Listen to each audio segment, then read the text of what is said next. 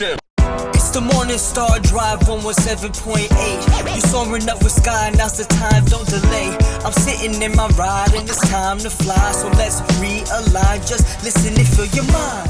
Hey guys, how is it going? And welcome to the Morning Star Drive on 117.8. It is Wednesday, April 16th, and so happy for you joining us. We are ready to start another day together with the Lord. So subscribe to us on YouTube, do not follow us on SoundCloud, and make sure to support us on Patreon.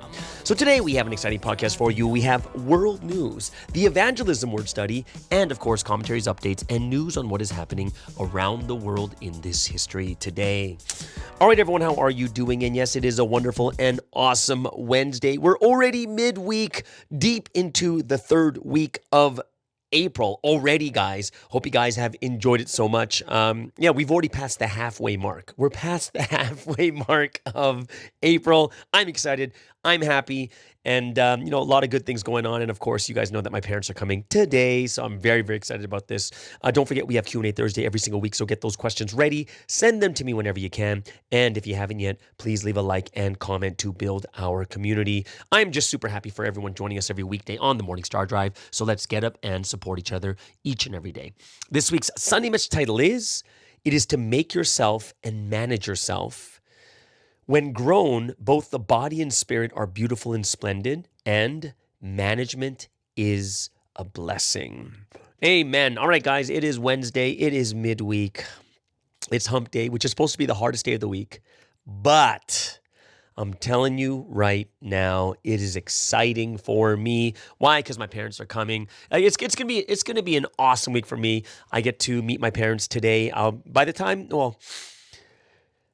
Today, from the morning, I will be driving up to Seoul, Incheon, because I got to pick up my parents at the airport. I'm going to go a little bit early and meet a friend at Gwangmyeong Church area. So I'll be meeting a friend over there, and then I'll be going to the airport.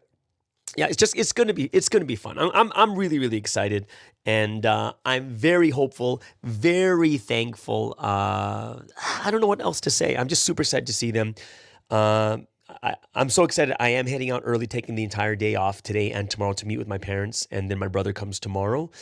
I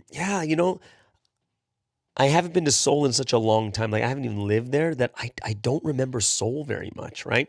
I'm not even sure exactly what I'm going to be doing tonight with my parents. Just probably going to go out to eat and stuff like that too.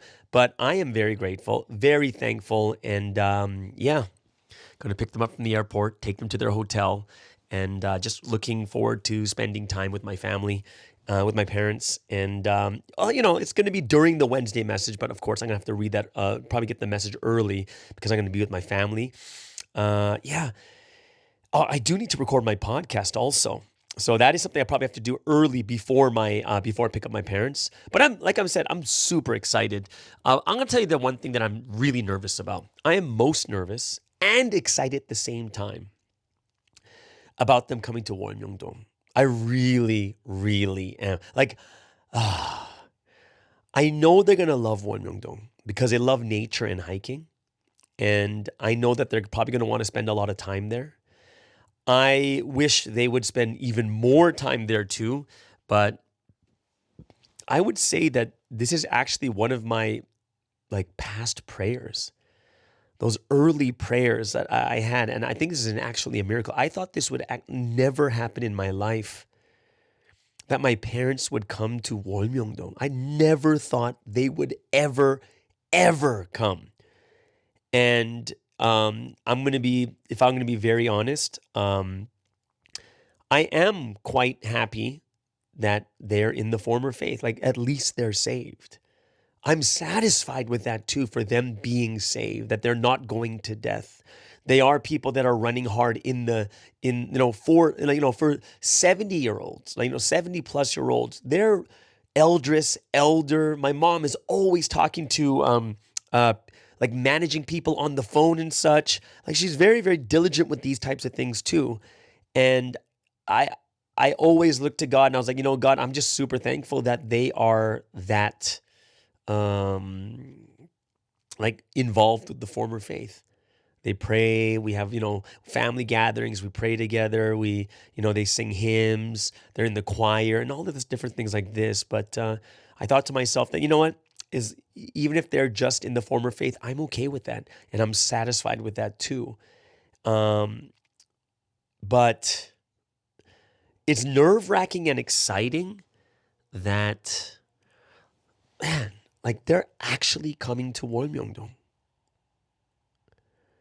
In the past, I never imagined them coming to Providence. And I think already just them coming to Wolmyongdong in itself is a massive miracle. And I've told you guys this before too, is, they have, they've seen the slander. From 1999, the broadcast came all the way to Canada in the Korean broadcast in Canada. And man, it's such a I don't know what to think. I don't want to have like heavy hopes and like expectations that they're going to start learning the word and stuff like that too.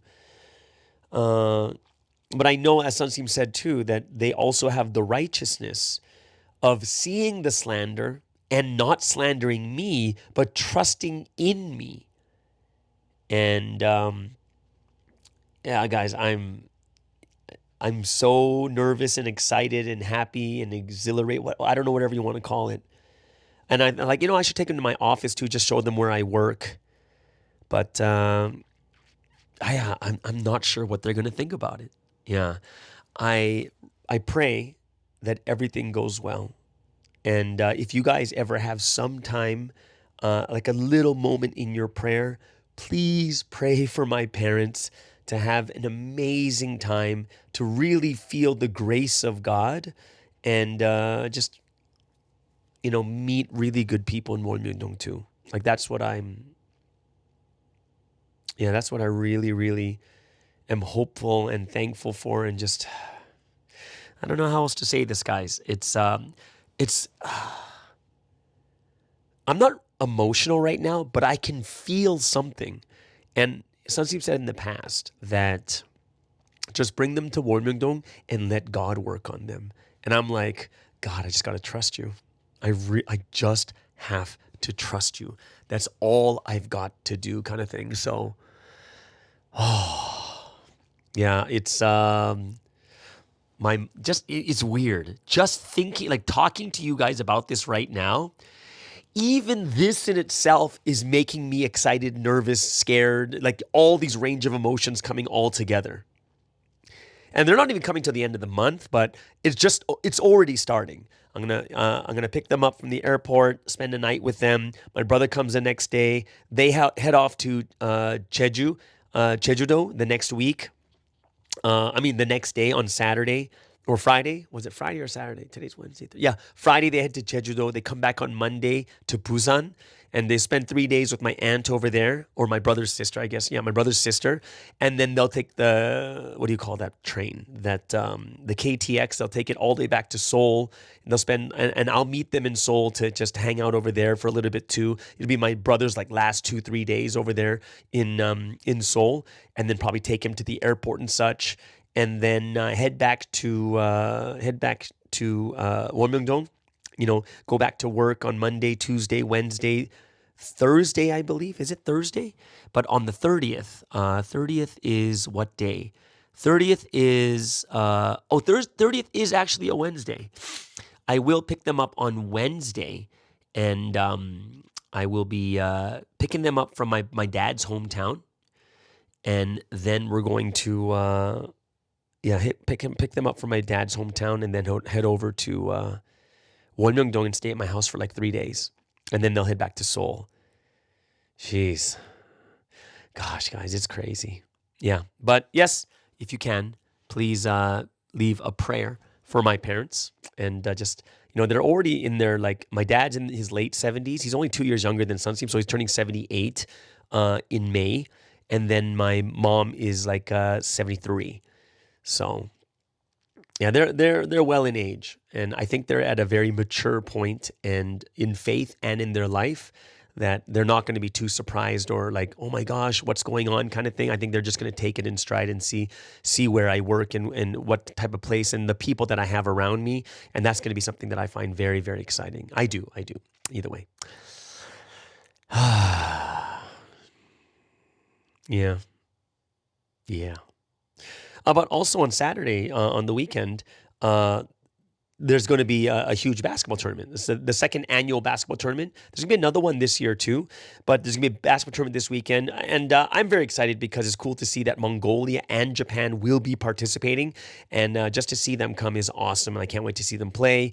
I'm hoping that one of them win, right? Yeah, just to see them come is awesome. I'm excited more about Mongolia, actually. Like, they came out of nowhere, and they really registered very late. But I'm so thankful that they allowed them to come into it. So it's going to be a good competition.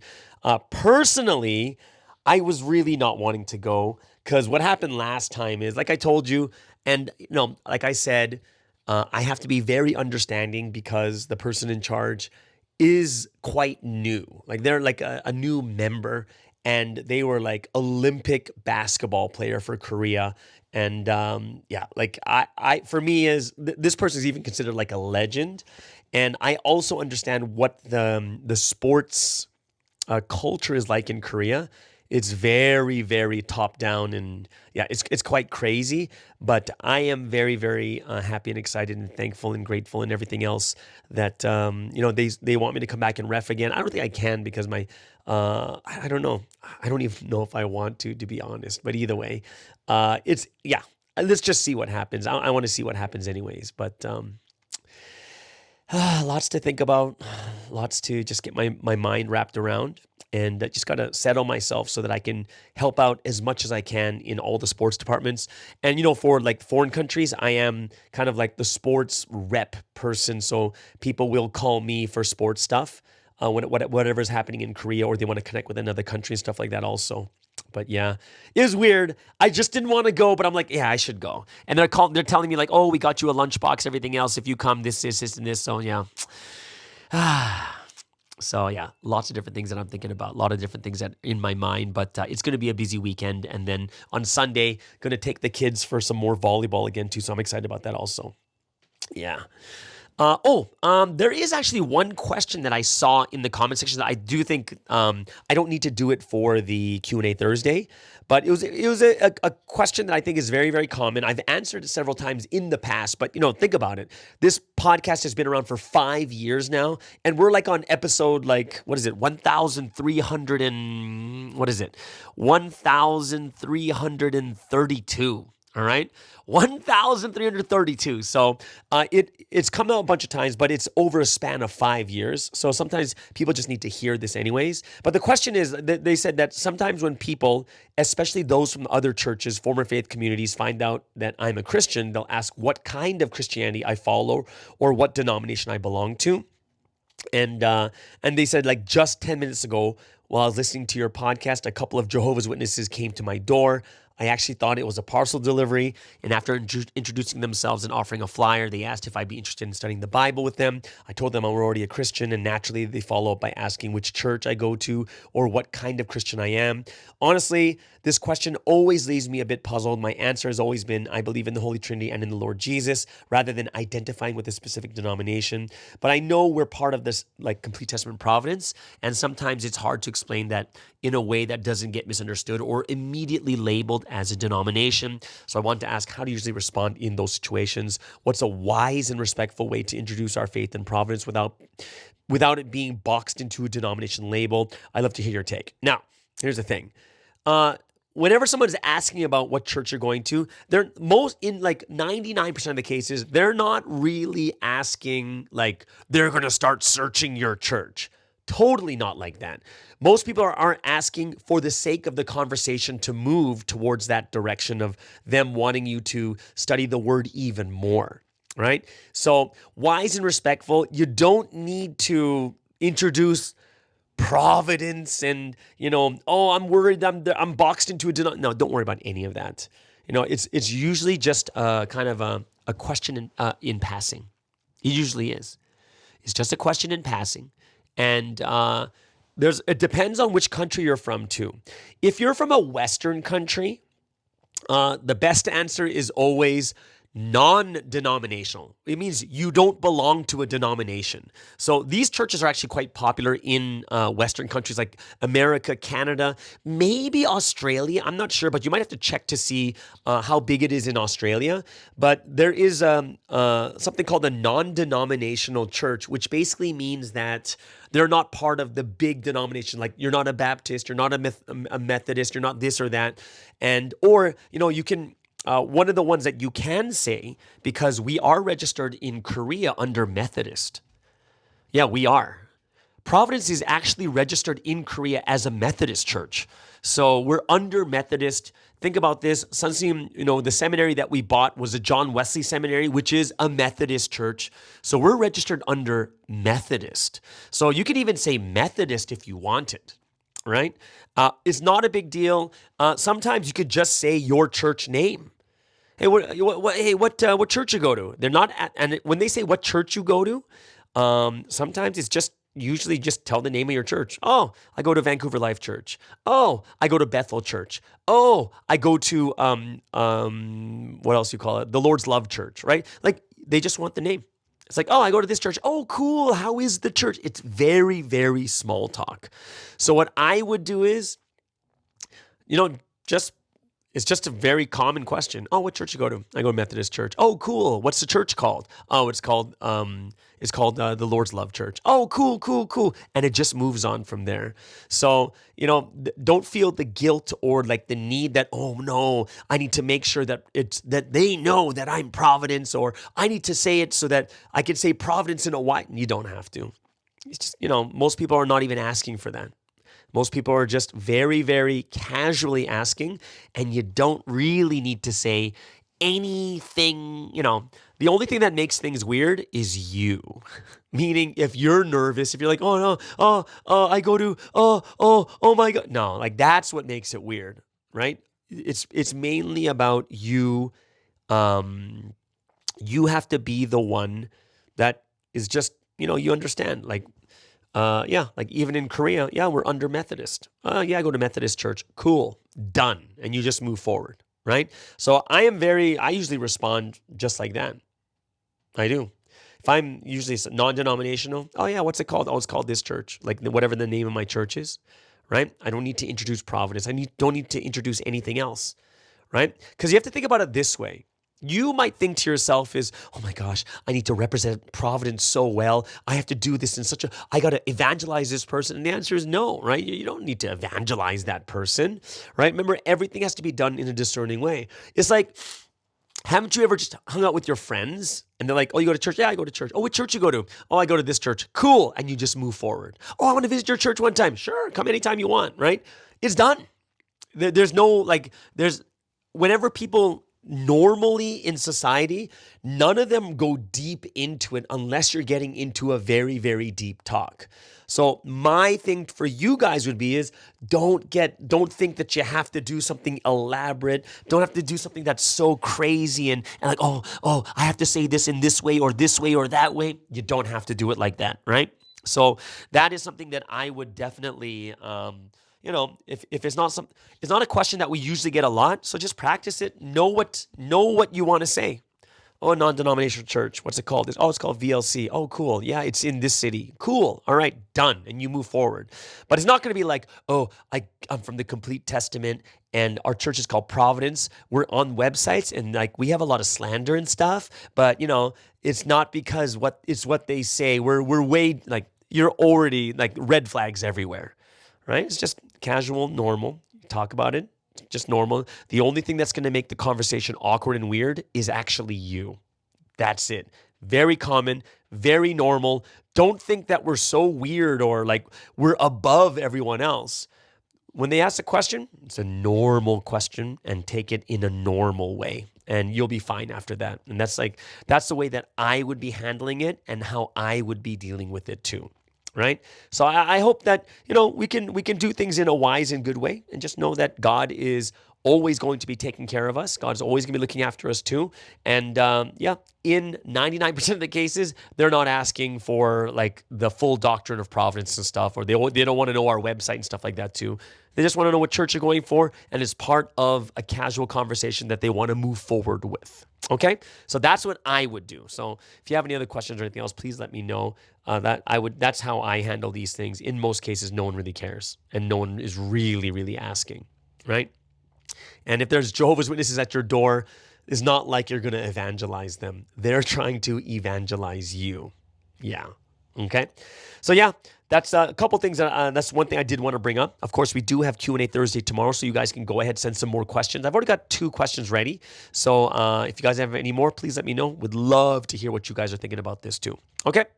So yeah.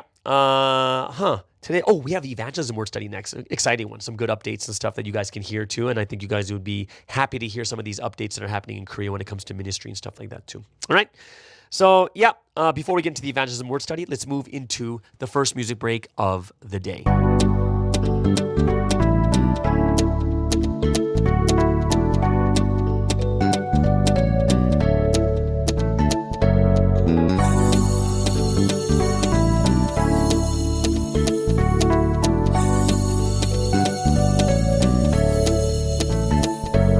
It's 1978.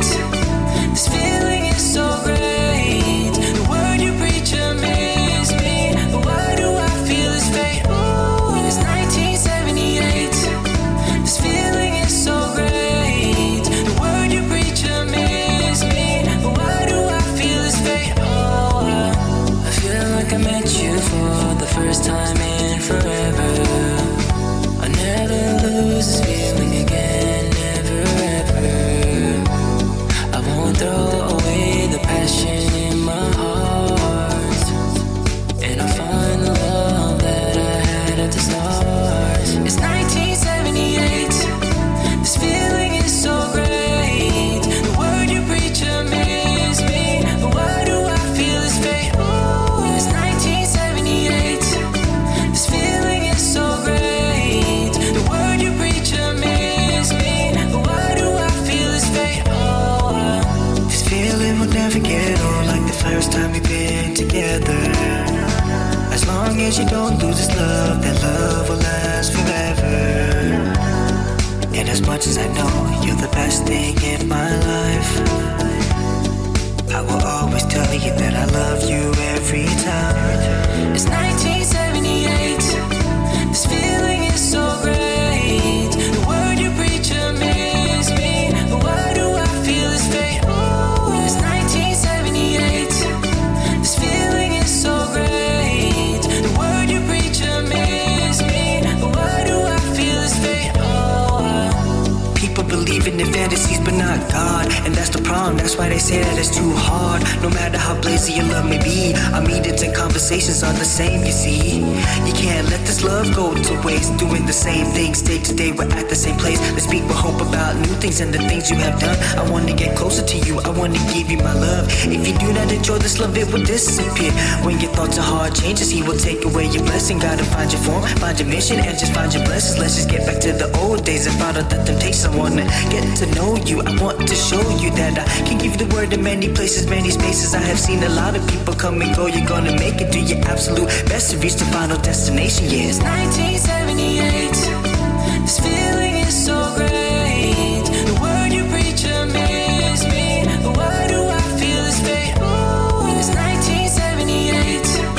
This feeling is so great. The word you preach amazes me. But why do I feel this fate?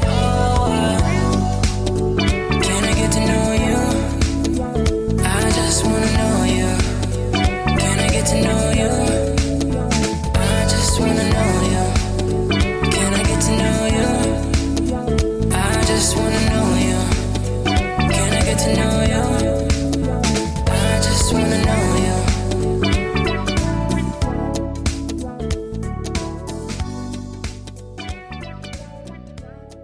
All right, so let's get into today's evangelism word study. And what great news that happened on Sunday, something that Sunsteam wants to get going, which is internet ministry. And the way Sunsteam talks about it and the way that we've always been talking about it is this. Getting to 1 million, like the 1 million person ministry will not happen without internet ministry. This is 100%. Without internet ministry, it is not going to happen.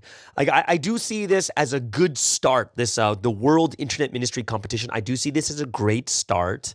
I don't see it like as the thing that's going to really gain a ton of people, because it's just the way that they're still using it is not going to be. I don't know how great it's actually going to be, but it should be quite interesting. So here's the thing. You guys heard the announcement, but this is the thing that Sunsteam actually said about it. Sunsteam said about this competition, like he's like telling us, make sure we don't lose this, take advantage of the internet, keep uploading messages to our site, set up awards and achievements for the competition, evangelize and make them our people, right? So Sunsteam really, really is excited about this type of thing. And the thing that I thought was the best, the thing that Sunsteam did was, he's not making it into a literal internet ministry contest. Now, what does that mean? This is not a content creator contest. And you're like, wait, what do you mean it's not a content creator contest? This is a contest actually for every single person in Providence in two different ways, right? So the first way is going to be, yes, content creation. Making that video and receiving, like, you'll be judged according to the likes and the comments and the sharing and the click rate. All this stuff is going to be is going to be judged, right? But there's something else. Like, people be thinking to themselves is like, well, how can everyone really participate? Remember, the point of internet ministry is not to make content. That is not the point. Content, you can have 1,000 videos, but if 0 people are connected, it makes no difference. What does that mean? It means that the whole point is to connect people and make them our people. That's number one. So if that is truly number one, then this is the part I love about this World Internet Ministry Competition is this. If you find it, if you're not someone who likes to create content, you can still participate by using the existing content and focusing on how many new people you can connect through that content, which basically means is you don't even have to make a single thing. Just go around, find someone else's content you really like, and take that and send it to people. Take that and evangelize people through that type of thing. Right? One of the reasons why I'm super excited about the Mongolian team coming, there's this SS in middle school.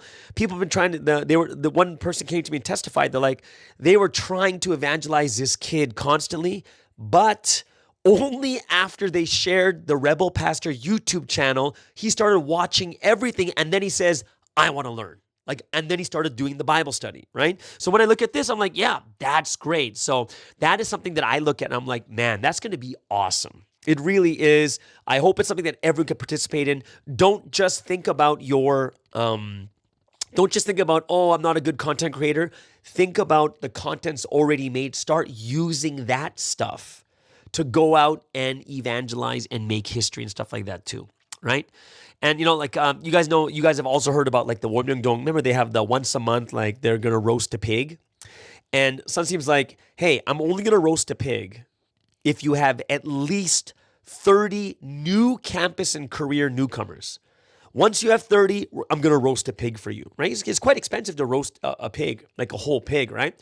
So because of this, what does Sunsteam want to do? He really, really wants to get campus and career ministry actively going. Get that fire moving so that campus and career, the young kids, the young adults are going to go out. It's going to be campus, young career, and this is something that I do think is going to happen everywhere, right? And very interesting, what Sunsteam, when Sunsteam talks about bringing people to Warmyungdong, Sunsteam's like, yeah, just bring them. Bring them to visit and let the environment soak them in, because that's what Warmyungdong does. If you go to Warmyungdong too often, you're gonna lose the value. Oh my gosh, this place is so amazing, right? Sometimes if you go too much, right? And we just have make it natural. Don't make it difficult. Just bring them. And if they need to listen to the word, do it gradually, right? Don't do things so by the book, right? So when I saw that, I was like, oh, that's kind of cool. And Ceci's like, yeah, you know what? When you bring people to Warmingdong, don't just bring them to Warmingdong. Give them like a real tour. Take them to the Gumsan events. Take them to Daejeon Mountain for hiking. Take them over to a restaurant here, a cafe over here. Have good talks. Like, it's not just this one thing where all you're doing is taking them to Warmingdong, right? Let them, take them on tours everywhere. And that's going to be far better in this way, right? So that's something that I looked at. I was like, oh, this is really awesome the way Sunseem wants to do it. And like Sunseem's very honest too. Like Sunseem in one of his past educations, Sunseem said like, religion has its limitations. Now, what it really means, the context is there's a limitation to like, if you just introduce religion, there's a limitation to how much it can attract people.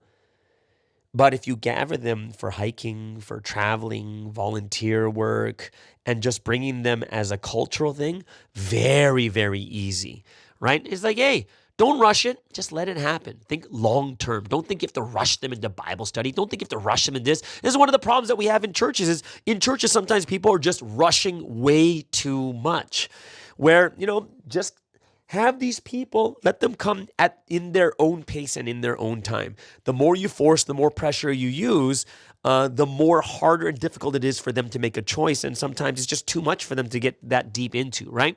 So it is a time for us to really go out. We have to make sure like the campus starts to fly again, right? And, don't give them any pressure. Just take them and bring them over. And I think that's something that's very, very important for all of us also.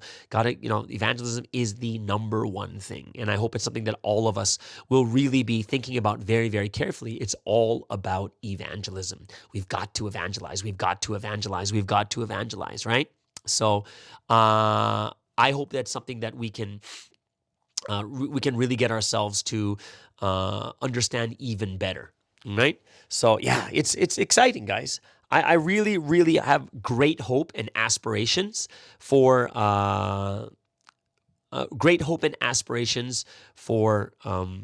evangelism. Yep. And I think that's I think it's something that's so great for all of us that we get our hearts and our minds back into the let's get going when it comes to evangelism again kind of thing, right? So guys, I hope that you guys can catch that fire again, right? And I hope that we can really get ourselves to understand even more clearly how big and how important it is right now for evangelism to actually happen. And we got to get out there, guys. Got to get out there, get more going, make sure the fire just slowly starts to burn again. And, even though the fire's burning, don't be wild in your evangelism. You got to go out and do things properly and in a proper and better way too. Either way, all right? So everyone, please enjoy your evangelism. Let the fire spark again. Have discussions and let's continue. Like, I'll tell you this one thing. Like, remember I told you that they had the big leader seminar? They had these massive discussion groups with the head leaders and assistant leaders. And they were like talking about like 6 different topics. There was like online ministry, the Warmingdong ministry, pioneering churches, the difference between Providence members and new members, financial support for ministry, activating campus. It was great conversation. So I hope it's something that you guys can also bring up and start activating evangelism in your churches, right? Don't worry about your country, guys. Country's too big to think about. Get evangelism going in your churches. All right? So there it is, guys. That's the evangelism word study. I hope it's something that you guys will gain a lot from. And if you have any questions or anything you want to ask, go ahead, put them there. We have Q&A Thursday tomorrow too, which means that before we get into today's world news, right? We're going to take a look at the world news. Let's get into the final music break of the day.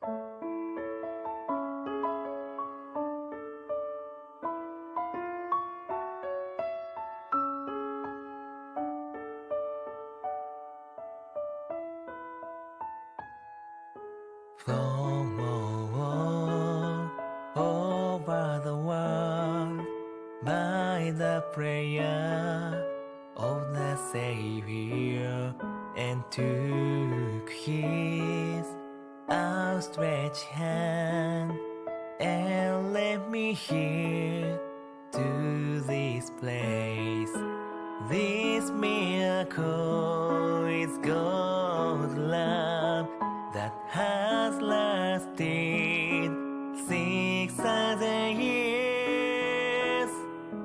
God's will is now fulfilled to live with us eternally.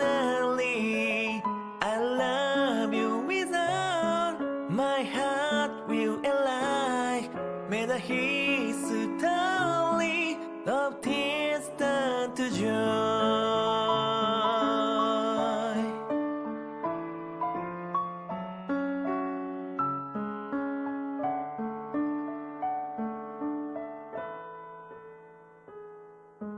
When I feel the Lord by my side, my heart will be stronger. I want to understand more of that. Lord, heart, I feel from the love. I wish my passion and heart will reach you beyond the sky. Lead me the moment with you, the shining day will never come back. Let's unite ourselves and make it together a heaven on earth of love and of peace.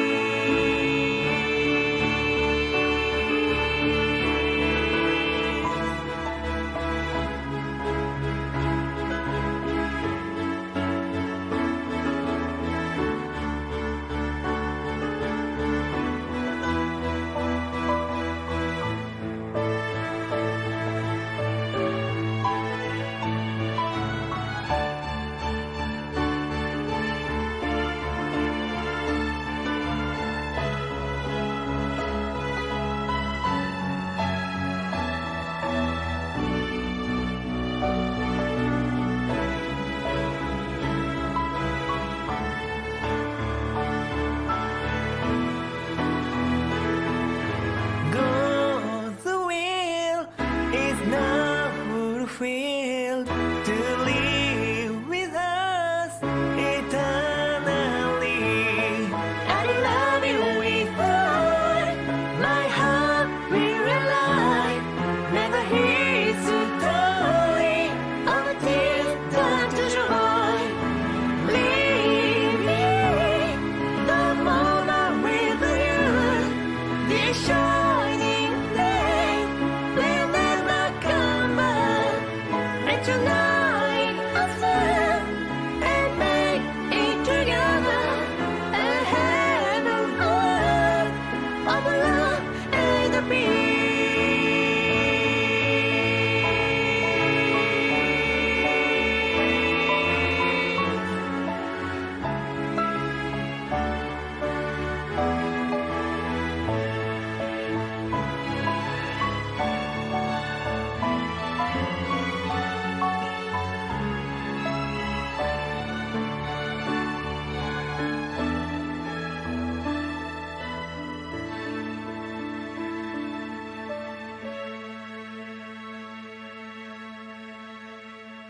Okay, so let's get into today's final segment, which is the world news. Around the world. World news. I don't know how to say it. News around the world. Is that a better way? News around the world.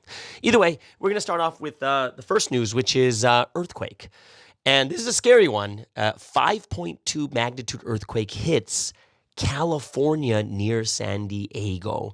So a 5.2 earthquake rattled San Diego, California and the surrounding area on Monday afternoon. Right, the quake struck around 10:08 a.m. With the epicenter in Julian, California. The resort town is located in the Cuyamaca Mountains, I guess, Cuyamaca Mountains, about an hour northeast of San Diego, and another 2 hours after the earthquake. There had been no reports of structural damage or injuries, thank God. It doesn't seem like there's anyone who died from this too. But, the reason why this is quite scary is, I think California's on the ring of fire. So, there's always been this huge wait for a massive earthquake to be hitting California.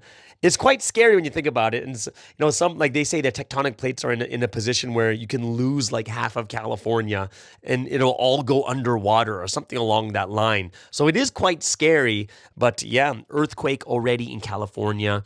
And basically, the National Weather Service.